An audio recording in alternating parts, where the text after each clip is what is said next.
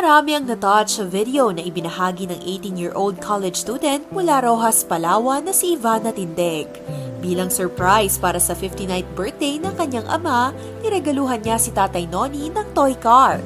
Bakas ang saya sa ngiti ng tatay habang binubuksan niya ang regalo. Ayon kay Ivana, naisip niya itong ibigay dahil hindi raw nakaranas magkaroon ng laruan ng kanyang ama noong bata pa siya. Sabi niya po, mahirap lang daw po talaga sila nung maliit pa siya. Wala daw po siya natatanggap ng mga laruan. Kaya pumasok po sa isip ko na bilihan siya ng toy car since pangarap niya yun as a kid. Lumaking malapit si Ivana sa kanyang ama. Bukod sa pagiging mapagmahal sa pamilya, kilala rin si Tatay Noni bilang matulunging tao.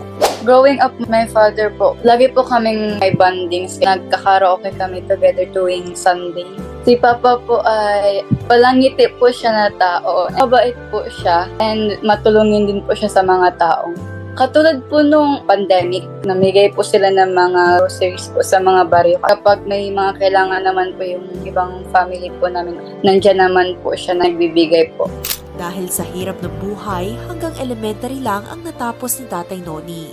Naging inspirasyon nito kay Ivana para pagbutihin ang pag-aaral. Madalas daw magbalita ng kanyang mga magulang sa pag-akyat ng stage tuwing may natatanggap siyang karangalan. Pero sa kanyang high school graduation, pinili niyang isama ang ama para maranasan din niyang graduate. Sobrang hardworking na po and kapag may kailangan po ako sa school, binibigay nga po kaagad kahit na minsan wala po kaming pera, gumagawa po siya ng paraan para ma-provide niya po yun sa akin.